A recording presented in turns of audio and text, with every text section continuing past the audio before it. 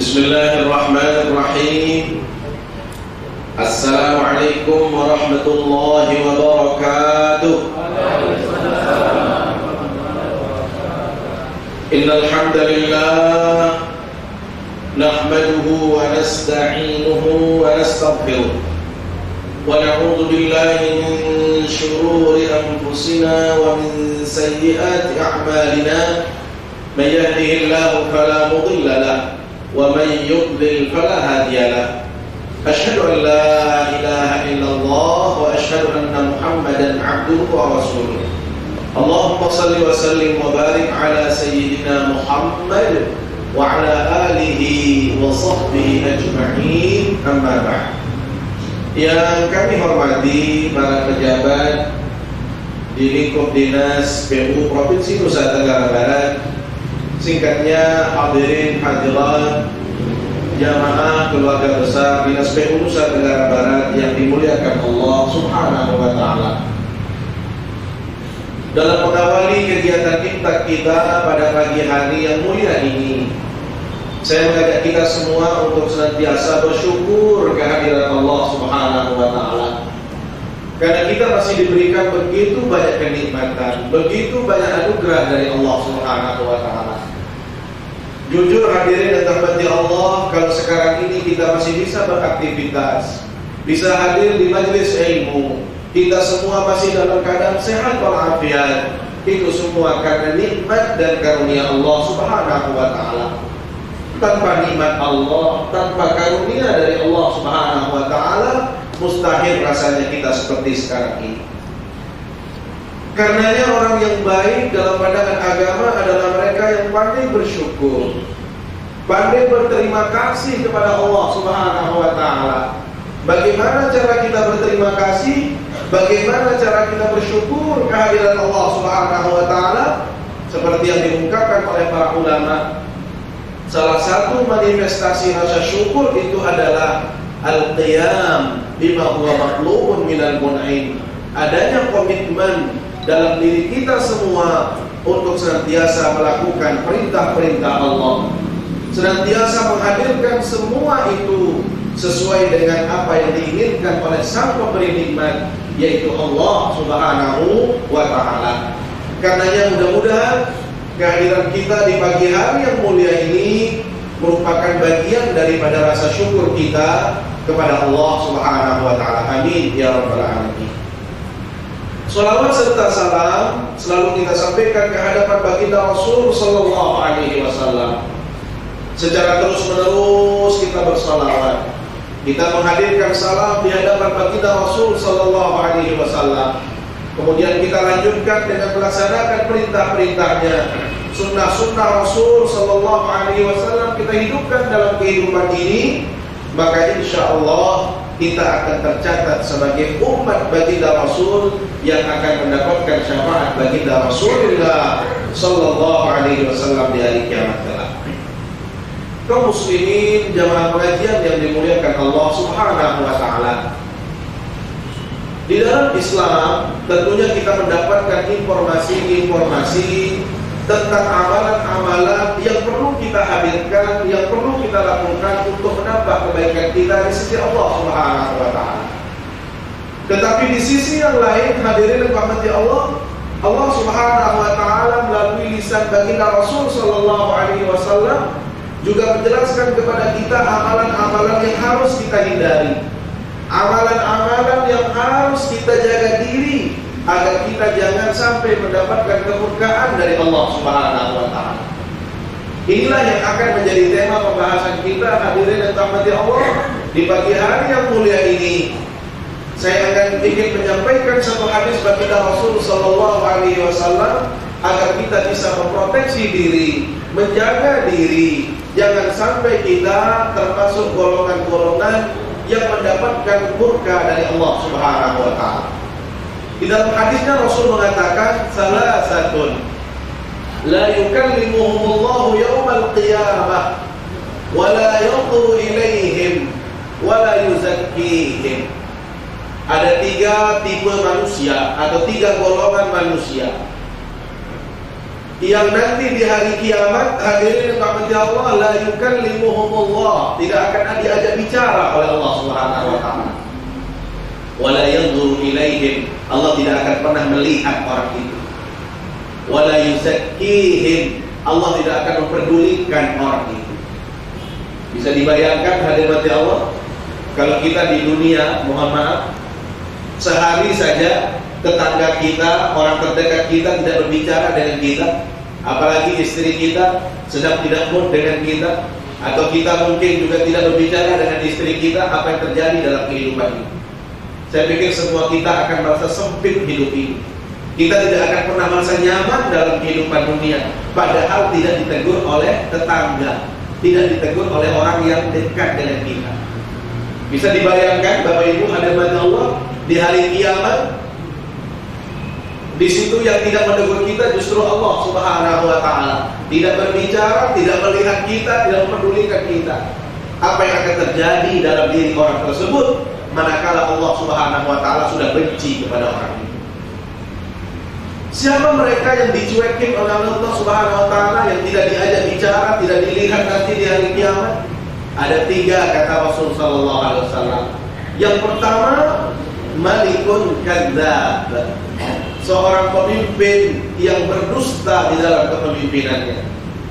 Kemudian yang kedua adalah, yang pertama malikun kadzdzab, yang kedua syekhun zanin, orang tua yang perilakunya justru seperti anak muda yang mohon maaf sudah tua usianya tetapi perilakunya tidak baik, bahkan tidak segan-segan melakukan perzinahan di dalam hidupnya. Dan yang ketiga hadirin yang dirahmati Allah, ailun mustakbirun, seorang yang miskin tetapi justru sombong di dalam kehidupan. Hadirin yang dimuliakan Allah Subhanahu wa taala, penjelasan baginda Rasul sallallahu alaihi wasallam itu kita bisa merasakannya dalam kehidupan kita sekarang. Betapa banyak orang yang diberikan amanah, betapa banyak orang yang diberikan kepercayaan oleh masyarakat, oleh pemerintah, tetapi justru di dalam kepemimpinan mereka, di dalam menjalankan amanah itu justru mereka jauh dari nilai-nilai kebenaran, jauh dari nilai-nilai keadilan. Inilah yang perlu kita hati-hati. Mungkin sebagian di antara kita akan mengatakan, itu kan pemimpin. Malikun kadzdzab itu artinya pemimpin yang berdusta. Kalau Islam mengatakan apa hadirin Allah? Justru dalam kepemimpinan itu semua kita itu berpotensi menjadi pemimpin. Bahkan bukan potensi, wajib menjadi pemimpin. Kepemimpinan dalam Islam hadirin Allah dimulai dari kepemimpinan yang paling kecil, kepemimpinan terhadap diri pribadi. Begitu seseorang itu menikah, maka dia sudah menjadi pemimpin dalam rumah tangganya. Begitu seseorang itu sudah memiliki keturunan, maka dia sudah memimpin dalam urusan rumah tangganya yang lebih besar lagi. Begitu dia menjabat di dalam kehidupannya, apakah dia dipercaya oleh pemerintah menjadi kasih, menjadi kabin, kepala dinas, sekretaris, atau mungkin RT RW, dan begitu seterusnya.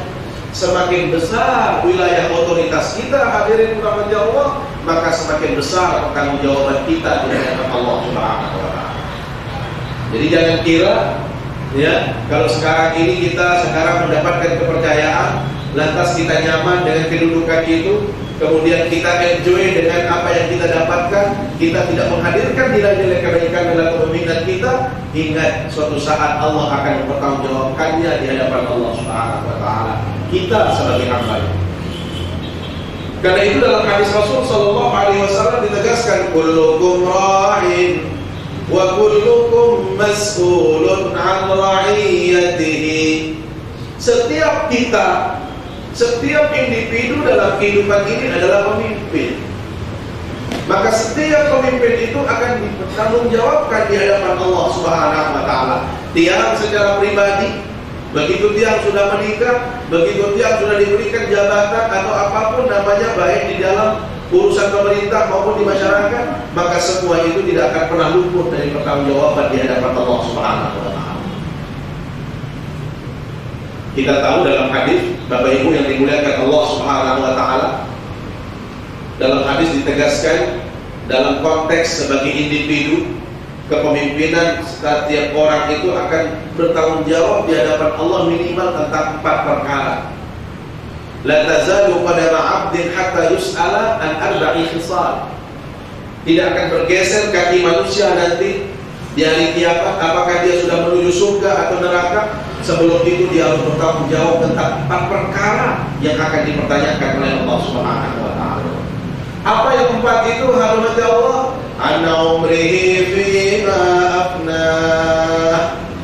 Umur yang Allah anugerahkan kita kepada kita saat ini. Apa yang sudah kita lakukan dengan umur kita? Kemana kita habiskan umur kita? Hadirin Allah, kita sudah diberikan 40, 50, 60, 70 tahun, bahkan Allah berikan bonus itu. Pertanyaannya, sebandingkah usia yang begitu luar biasa itu dengan amal baik kita? Sebandingkah usia yang panjang itu dengan perbuatan yang kita lakukan, dengan ibadah kita?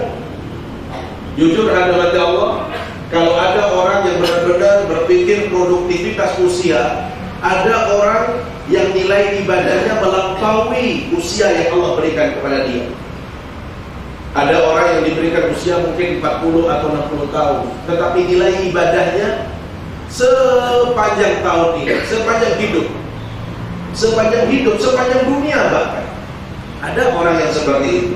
Lihat baginda Rasul SAW, beliau secara fisik sudah meninggal dunia, tetapi karya-karya beliau, aktivitas beliau, sunnah-sunnah beliau sampai hari kiamat. Ini artinya beliau sebenarnya hidup dalam kehidupan kita. Ada orang-orang yang mohon maaf usianya tidak panjang, tetapi karena amal jariahnya banyak, karena aktivitas ibadahnya besar, maka dia dikenal terus dalam hidup ini. Bahkan dia terus mendapatkan curahan pahala dari orang-orang yang masih hidup. Makanya kita temukan para tokoh-tokoh masyarakat, tokoh agama, ambil saja misalnya Maulana Syekh, atau mungkin kiai-kiai, tuan guru yang lain. Mereka sudah meninggal dunia, tetapi karya mereka masih hidup. Artinya apa? Amalan beliau itu terus hadir untuk kebaikan. Subhanallah. Siapa yang tidak senang seperti itu? Usia 60 tahun melampaui batas usianya, sehingga amal ibadahnya kelipatannya justru subhanallah seperti orang beribadah ribuan tahun, bahkan jutaan tahun. Kenapa? Karena dia memaksimalkan kehidupannya untuk kebaikan. Dan semua kita bisa kok seperti itu. Masalahnya sekarang kita enggak tidak dengan itu. Kita benar-benar menghadirkan usia yang produktif atau tidak. Bukankah Rasul Sallallahu Alaihi Wasallam menjelaskan kepada kita bagaimana seharusnya kita memfungsikan usia kita? Mulai dari bangun tidur, semalam kita dianjurkan tahajud, atau semalam juga kita dianjurkan untuk sholat subuh di masjid, atau kita melaksanakan 2 rakaat subuh. Bayangkan 2 rakaat subuh saja, khairun minad dunya wa ma fiha. Lebih baik dari isi dunia dengan apa yang ada di dalamnya. Itulah keutamaan orang yang selalu melaksanakan 2 rakaat sebelum subuh. Artinya, hadirin yang dirahmati Allah, kalau ada orang yang konsisten melaksanakan itu setiap subuh, maka dia sudah mendapatkan keuntungan pahala yang berlipat ganda di sisi Allah Subhanahu wa taala. Belum lagi kalau dia melaksanakan sholat subuh berjamaah. Rasul mengatakan yang melaksanakan sholat subuh sama seperti dia qiyamul lail. Dia tidak tidur semalaman. Apa yang dilakukan? Ibadah. Bisa dibayangkan hadirat Allah.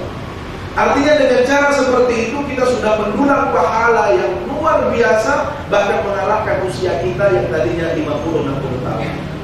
Belum lagi kita istighfar, belum lagi kita zikir, belum lagi kita tasbih.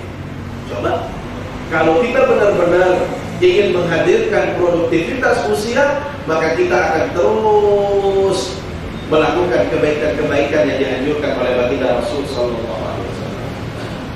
Tetapi mohon maaf pada Allah, tidak sedikit di antara kita yang usianya justru tidak sebanding dengan amal baiknya. Ada orang yang mohon maaf 60-70 tahun begitu meninggal lepas sudah, orang tidak mengenalnya lagi, orang tidak melihatnya lagi. Kenapa? Karena memang dalam kehidupannya tidak pernah berinvestasi yang baik, tidak pernah menghadirkan kebaikan. Padahal kalau kita disebut kebaikan-kebaikan kita, mohon maaf, walaupun kita sudah meninggal dunia, disebut kebaikan, itu sudah menjadi pahala. Ada misalnya musola, oh siapa yang membuat itu? Si ini almarhum, dapat pahala. Kenapa? Saksi dalam kebaikan. Siapa yang dulu mengajarkan kita ini, oh si ini, dapat dia kebaikan. Kenapa? Karena dia sudah mengajak orang kepada kebaikan. Dia sudah menunjukkan orang lain kepada kebaikan. Jawabnya. Jadi kalau kita mengajak, menunjukkan sesuatu kepada kebaikan, kemudian orang lain melakukannya selepas kita meninggal dunia, itu akan menjadi transfer pahala yang terus mengalir kepada orang yang pernah melakukan kebaikan. Jadi ada orang yang mohon maaf usianya begitu singkat, tetapi nilai pahalanya berlipat ganda. Sebaliknya, ada orang yang 60-70 tahun justru tidak menghadirkan kebaikan, begitu dia meninggal dunia yang disebut adalah kejahatan-kejahatannya saja, keburukan yang disebut. Bisa dibayangkan hadirat Allah, sudah meninggal dunia disebut keburukannya, maka yang ditransfer adalah nilai keburukan atau dosa kepada orang tersebut. Karena itu baginda Rasul SAW memberikan gambaran kepada kita bagaimana nanti kehidupan orang-orang di hadapan Allah Subhanahu wa taala, sehingga apapun yang dia lakukan, apakah baik maupun buruk, pasti dia akan mendapatkan itu semua di hadapan Allah. Jadi ingat, Allah tidak akan mungkin menzalimi hambanya. Faman ya'mal mithqala dzarratin khairan yarah wa man ya'mal mithqala dzarratin syarran yarah. Siapapun yang pernah berbuat dalam hidupnya kebaikan, walaupun itu sebesar zarah, sekecil atom, itu pasti Allah akan memperlihatkan itu semua di hadapannya nanti. Hal yang demikian kalau kita sudah pernah melakukan dosa, pernah menyakiti orang, pernah melakukan dosa sekecil apapun, maka Allah akan menampakkan dosa itu dalam kehidupan kita. Makanya jangan kaget kalau nanti di dalam sabda Rasul SAW pernah dinyatakan semua amalan baik seseorang itu diperlihatkan, termasuk amalan buruk. Sampai-sampai orang yang sering di masjid, sudah pensiun tetapi terus mengabdikan dirinya di masjid, apakah dia menyapu masjid, membersihkan masjid, mengajak orang memakmurkan masjid, itu diperlihatkan pahalanya. Ini loh, sampai seperti ini. Bahkan dalam hadis yang lain disebutkan ada orang yang dicari oleh baginda Rasul SAW. Biasanya kita hadirat Allah kalau punya masjid pasti ada tukang sapunya, tukang bersihin masjid. Orang ini selalu membersihkan masjid dalam riwayat. Begitu meninggal dunia, sontak para sahabat berpikir cepat-cepat kita makamkan orang ini. Kenapa? Orang ini kan hanya penyapu masjid. Tidak penting baginda Rasul tahu, ngerepotin Rasul SAW. Beliau sibuk, udah orang biasa. Kan begitu kita. Jadi kalau kita memandang orang biasa ya cepat-cepat. Apalagi kalau berbon, apalagi kalau tukang masjid, itu biasanya kita tidak terlalu mempertimbangkan kehidupannya. Ya kan? Kadang-kadang kita tidak menghormati mereka. Kita kalau mau bersedekah kadang-kadang loncat cari orang kaya dulu. Padahal orang yang paling layak untuk mendapatkan semua itu adalah orang yang menjaga masjid, orang yang mengabdikan diri di masjid. Nah pada waktu itu baginda Rasul SAW datang ke masjid. Yang pertama kali beliau tanya siapa? Mana tukang sapu ini? Mana tukang sapu masjid? Maka para sahabat sontak menjawab, ya Rasul, orang itu sudah meninggal dunia dan kami tidak mau merepotkan engkau ya Rasul. Lantas kami yang bersepakat dengan teman-teman sudah kami makamkan saja, kan orang biasa dia ya Rasul. Jadi masa kita sampai ketemu orang, semua orang kita tunggu, tidak mungkin ya Rasul. Apa ekspresi Rasul SAW? Beliau marah luar biasa. Sampai beliau katakan, kenapa anda melakukan seperti itu? Kenapa tidak memberitahukan saya? Kalau begitu sekarang di mana kuburan orang itu? Tunjukkan kepada saya. Ditunjukkan kepada baginda Rasul, lantas Rasul pergi ke sana. Untuk apa? Salat ghaib. Bisa dibayangkan Bapak Ibu, kalau orang itu tidak mulia, kalau orang itu tidak hebat dalam pandangan agama, mungkin tidak akan disolatkan oleh Rasulullah SAW dalam kondisi seperti itu. Kalau orang itu tidak memiliki keutamaan. Karena itu mohon maaf, Ini juga perlu menjadi peringatan kepada kita. Ternyata untuk membuat usia kita jauh melampaui amal kita, bagi kita yang dekat dengan masjid, ya tolong Pak, sapu masjid, bersihkan masjid. Ini kadang-kadang rumah kita subhanallah 4 kali sehari dipel. Ada nggak yang seperti itu? Ada. Kalau sehari sekali itu banyak sekali, semua kita mungkin. Tetapi ada orang yang ngepelnya 3 kali seperti makan, pagi, siang, malam. Saya nggak tahu ibu belum begitu. Tapi masjid di samping rumahnya, ya Allah, debunya kadang-kadang kita sudah malu mau sholat, tidak bisa. Tempat mencari sholat itu nggak ada. Kenapa? Karena tarak semua isinya, debu semua. Coba, padahal kalau kita mau mendapatkan pahala, cukup membersihkan masjid, cukup peduli dengan masjid, insya Allah usia kita itu akan melampaui amalan kita yang kita lakukan di dunia. Hadirin yang dimuliakan Allah Subhanahu wa taala. Singkat kata, ada orang yang dipanggil di hari kiamat untuk mempertanggungjawabkan amal baik buruknya, ditimbang oleh Allah Subhanahu wa taala. Begitu giliran yang dipanggil, ya'ti ar-rajulus saminul qawiyul 'azim. Yang dipanggil gilirannya adalah orang yang mohon maaf secara fisik gagah, besar, tinggi, usianya juga lumayan panjang, mungkin 60-70 tahun orang ini. Begitu gagahnya dia tampil di hadapan Allah. Begitu ditimbang dan mati Allah, la yazinu indallahi janaha ba'udah. Ternyata persis amal baik yang dia lakukan masih lebih berat sayap 1 ekor nyamuk dari kebaikan yang dia lakukan. Coba, diberikan hidup 70 tahun, tidak pernah menghadirkan kebaikan, tidak ada taat, tidak ada ibadah, sehingga begitu ditimbang, dibandingkan dengan sayap nyamuk, 1 ekor nyamuk hadapan Allah, ternyata masih berat sayap 1 ekor nyamuk. Bisa seperti itu? Tidak ada yang mustahil. Kalau ada orang yang dalam hidupnya maksiat terus, jauh dari nilai kebenaran, jauh dari kebaikan, bisa saja dia akan menemui seperti itu. Wal'iyadzubillah, kita berlindung dari Allah SWT. Karenanya hadirin rahmati Allah, kita harus benar-benar bisa mempertanggungjawabkan semua ini di hadapan Allah SWT. Kemudian yang kedua, yang akan menjadi pertanggungjawaban kita, ini secara individu, apalagi kalau kita sebagai pemimpin yang lebih luas. Ya, kalau kita sebagai kasih, kabin, atau mungkin RT, RW, atau lebih tinggi daripada itu, kita juga harus begitu berpikirnya. Umur itu apakah kita gunakan sebaik-baiknya untuk kebaikan, kemaslahatan umat atau tidak? Kebaikan bawaan kita atau tidak? Atau justru kita menzalimi anak buah kita? Atau justru kita menyakiti orang-orang yang di bawah kita dari sisi kedudukan? Hati-hati hadirin Allah, itu tidak akan pernah lepas dari tanggung jawab Allah nanti di hari kiamat. Makanya jangan kaget kalau para khulafa ar-rasyidin, para sahabat-sahabat Nabi begitu disebut Anda mau dicalonkan atau Anda akan dipilih menjadi pemimpin ini, khalifah ini, itu justru yang pertama ekspresi mereka adalah tangisan, kesedihan.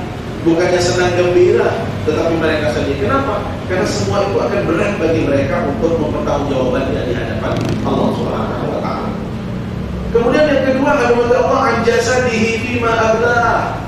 Kelengkapan anggota tubuh yang Allah anugerahkan kepada kita sekarang ini. Tangan kita masih bergerak, mata kita masih enak memandang, telinga kita masih sehat, mulut kita, Allah, gigi kita juga semuanya masih sehat, kaki kita masih semuanya bisa berjalan. Ternyata kalau sekarang ini mungkin kelihatannya gratis, tetapi di hadapan Allah semuanya ini akan dipertanggungjawabkan nanti di hadapan Allah Subhanahu wa taala. Makanya jangan sampai hati kita, telinga kita, mata kita, pendengaran kita justru menjadi buta. Bapak Ibu ingat bagaimana Al-Quran memotret orang-orang kafir. Khatamallahu ala qulubihim wa ala sam'ihim wa ala absarihim gishawatun wa lahum adzabun adzim. Orang-orang kafir, ya, mungkin dalam konteks ini relevan dengan apa yang terjadi di Myanmar. Ya, saya pikir dalam konteks memandang Myanmar, Allah Subhanahu wa taala sudah memberikan legitimasi dari awal. Manusia itu mulia tanpa memandang agama. Belum beragama saja manusia sudah mulia. Walau laqad khalaqal insana fi ahsani taqwim. Sebaik-baik penciptaan itu manusia. Di dalam surat Al-Isra ayat 70 Allah tegaskan, walaqad karramna bani Adam. Kami sudah muliakan anak Adam. Manusia itu sudah dimuliakan oleh Allah Subhanahu wa taala. Tetapi ada orang yang sudah dimuliakan oleh Allah justru kita hinakan dalam hidup ini. Kita tidak perlu membahas sahabat Allah bagaimana kekejian Myanmar, tentara Myanmar yang membakar hidup-hidup manusia. Jangan melihat dia Islam. Manusia kok dibakar seperti itu. Disiksa ya Allah. Kita tahu Fir'aun. Mungkin Fir'aun itu adalah orang yang terekam dalam Al-Quran sebagai manusia paling bejat di hadapan Allah.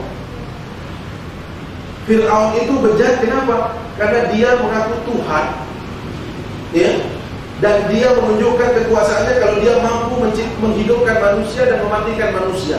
Sehingga dia kasih contoh nih, kalau saya mau kasih dia hidup, saya tidak bunuh dia. Tetapi ada orang yang dia bunuh oleh Fir'aun, ini lihat, saya Tuhan, saya bunuh dia, mati dia. Hanya itu saja yang dilakukan Fir'aun dan hanya untuk beberapa orang, 1-2 orang. Bagaimana dengan puluhan ribu manusia akhirnya? Makanya kalau kita berpikir, inilah benar-benar apa yang disebutkan oleh Allah dalam surat Al-Baqarah, innal ladzina kafaru sawa'un 'alaihim a'andzartahum am lam tunzirhum la yu'minun. Jadi kalau orang yang sudah kafir durhaka kepada Allah Subhanahu wa taala, dia sudah jauh dari Allah, benar-benar dia sombong di hadapan Allah, mau dikasih tahu oleh siapapun saja tidak akan mempan. Diperingatkan atau tidak diperingatkan, dia tidak akan menggubrisnya. Kenapa demikian? Khatamallahu ala qulubihim, hatinya yang sudah mati. Wa ala sam'ihim, pendengarannya sudah tuli. Wa ala absarihim, matanya itu juga sudah buta. Nah ternyata hadirin dalam mati Allah, mata, anggota tubuh dan panca indera yang ada sekarang ini juga, mohon maaf, bisa saja menjadi sumber kebenaran, menangkap kebenaran, atau bisa menjadi celah kita untuk menutup diri dari kebenaran. Makanya ada yang disebut dalam Al-Quranul Karim, ya, walakin la ta'mal absar fa innaha ta'mal absar walakin ta'mal qulubul lati fis sudur. Ada orang yang mohon maaf sebenarnya matanya tidak buta dia. Bukan mata fisiknya yang buta, tetapi mata hatinya yang buta. Ya. Kalau Bapak Ibu yang senang lagu Roma, apa lagunya itu? Yang buta mata hatinya, yang tuli kesombongannya. Ya. Yang tuli kesombongannya yang membuat orang. Yang buta bukan matanya. Kalau matanya lihat dia, tetapi ternyata hatinya ini yang sudah mati. Dia tidak bisa membaca apa yang diciptakan oleh Allah untuk mendekatkan diri kepada Allah sehingga dia buta. Dia sudah dibacakan firman-firman Allah, tetapi dia tidak mendengar itu semua. Maka dia tuli dalam pandangan agama. Maka ingat hadirat Allah, semua itu akan bertanggung jawab di hadapan Allah Subhanahu wa taala. Bukankah Al-Quran yang tadi kita baca bersama-sama surat Yasin ayat 65 Allah katakan apa? Al-yawma nakhtimu ala afwahihim wa tukallimuna aydihim wa tashhadu arjuluhum bima kanu yaksibun. Al-yawma nakhtimu ala afwahihim. Giliran nanti di hari kiamat, mulut manusia dikunci oleh Allah Subhanahu wa taala. Yang berbicara apa hadirat Allah? Wa tukallimuna aydihim, ini tangan bisa berbicara di hadapan Allah. Ini tangan akan terus terang di hadapan Allah. Ini tangan akan membeberkan semua itu di hadapan Allah Subhanahu wa taala. Sehingga sekarang bagaimana cara kita supaya tangan ini bersaksi yang baik, berbicara yang baik di hadapan Allah. Hati-hati kalau kita punya jabatan, kita mengambil hak orang lain, kita memikirkan hak orang lain. Bolehlah sekarang kita tidak diketahui oleh orang lain. Tetangga tidak tahu, masyarakat tidak tahu, atasan kita tidak tahu. Pernah kita berpikir, ini besok dia yang tahu. Ini tidak bisa disumpal ini. Ini tidak bisa disogok ini. Mau kasih jam sekarang 10 dia juga gak akan. Balik sekarang saja dia senang. Tapi 10 juga gak nyaman dia pakai jam. Besok tangan ini walaupun sudah ditutup dengan jam, dengan cincin, untuk tidak berbicara di hadapan Allah tidak mungkin. Makanya hadirin yang dirahmati Allah, sebelum persaksian itu terjadi, sebelum pembicaraan di hadapan Allah itu hadir, penting kiranya kita sekarang ini bersahabat baik dengan tangan. Bersahabatlah dengan tangan. Bagaimana cara bersahabat? Hadirkan kebaikan dengan tangan. Sering-sering ibadah tangan ini, sering-sering memberi, sering-sering untuk melakukan kebaikan. Itulah cara bersahabat dengan tangan. Wa tukallimuna aydihim wa tashhadu arjuluhum. Kaki ini yang sekarang enak bolak-balik ke sana kemari, ternyata dia bisa bersaksi di hadapan Allah Subhanahu wa taala. Wa tashhadu arjuluhum bima kanu yaksibun, atas apa yang kita lakukan. Karenanya hadirin yang dirahmati Allah, tentu hal yang demikian juga harus kita pertanggungjawabkan. Termasuk ilmu juga akan kita pertanggungjawabkan, termasuk harta yang kita dapatkan sekarang ini. Subhanallah, tidak sedikit di antara kita yang habis energi, habis pikiran, habis umur hanya mencari harta. Bukannya kita tidak boleh mencari harta.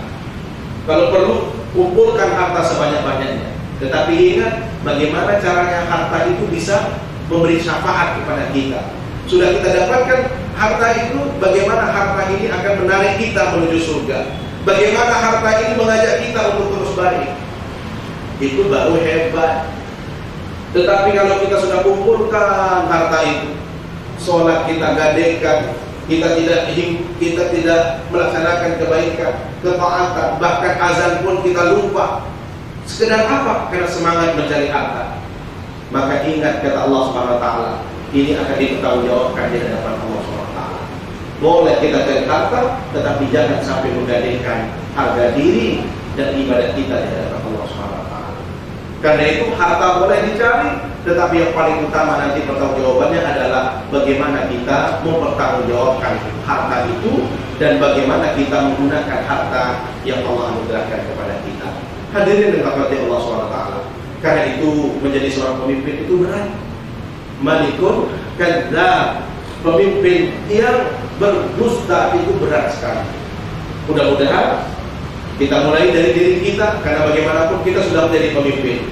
Semakin besar wilayah otoritas kita, wilayah kerja kita, maka hadirkan keadilan, hadirkan kebaikan, hadirkan amanah dalam hidup kita. Maka insya Allah kita justru kalau benar-benar menjadi imam yang adil, seorang pemimpin yang adil, itu justru dirindukan oleh surga. Sebagaimana disebutkan dalam sabda baginda Nabi, salah seorang yang dirindukan oleh Allah di surga nanti adalah seorang pemimpin yang bisa berlaku adil dalam kehidupannya. Hadirin yang dimuliakan Allah SWT, demikian yang dapat kami sampaikan. Tentu yang tidak bisa mengkaji lanjutan daripada hadis tadi, insya Allah di waktu-waktu yang lain kita bisa melanjutkan kajiannya. Mudah-mudahan apa yang kita sampaikan pada saat ini bisa memberikan pencerahan bagi kita, menambah wawasan dan ilmu kita, dan mudah-mudahan bisa kita amalkan dalam kehidupan nyata. Mohon maaf bila ada hal yang kurang berkenan. Mari sejenak kita bermunajat, kita berdoa kepada Allah Subhanahu wa taala. Mudah-mudahan kita diberikan keberkahan dalam hidup, kekuatan lahir batin untuk bisa menghadirkan ibadah di sisi Allah Subhanahu wa taala, diampunkan dosa dan kesalahan kita, dimudahkan urusan kita, dan yang paling utama adalah mudah-mudahan kita husnul khatimah bi'idznillah subhanahu wa ta'ala. A'udzu billahi minasy syaithanir rajim. Bismillahirrahmanirrahim. Alhamdulillahi rabbil alamin.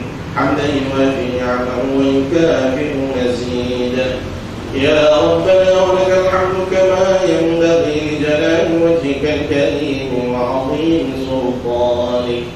Allahumma salli ala sayyidina Muhammadin tibbil qulubi wa dawaiha wa 'afiyati al-abdani wa shifaiha wa nuril absari wa diyaiha wa ala alihi wa sahbihi fi kulli lahzatin wa nafasin bi'adadi kulli ma'lumin lak.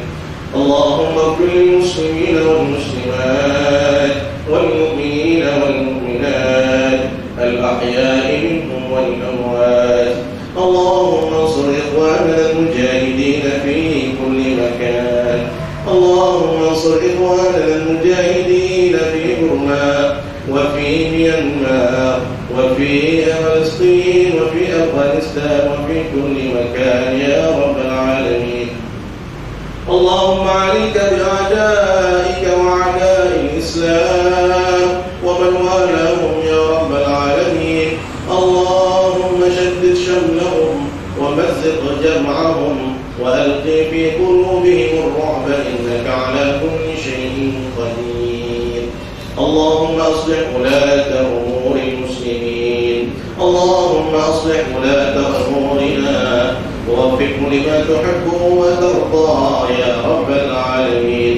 اللهم ادفع عنا البلاء والوباء والقحط والفحشاء والمحن والفتن ما ظهر منها وما بطن من بلدنا هذا خاصة ومن بلدان المسلمين عامة إنك على كل شيء قدير. اللهم ربنا ظلمنا أنفسنا وإن لم تغفر لنا وترحمنا لنكونن من الخاسرين. ربنا هب لنا من أزواجنا وذرياتنا قرة أعين واجعلنا للمتقين إماما. ربنا آتنا في الدنيا حسنة وفي الآخرة حسنة وقنا عذاب النار. وصلى الله على سيدنا محمد النبي الأمي وعلى آله وصحبه وبارك وسلم. سبحان ربك رب العزة عما يصفون وسلام على المرسلين والحمد لله رب العالمين. أقول قولي هذا وأستغفر الله والسلام عليكم ورحمة الله وبركاته.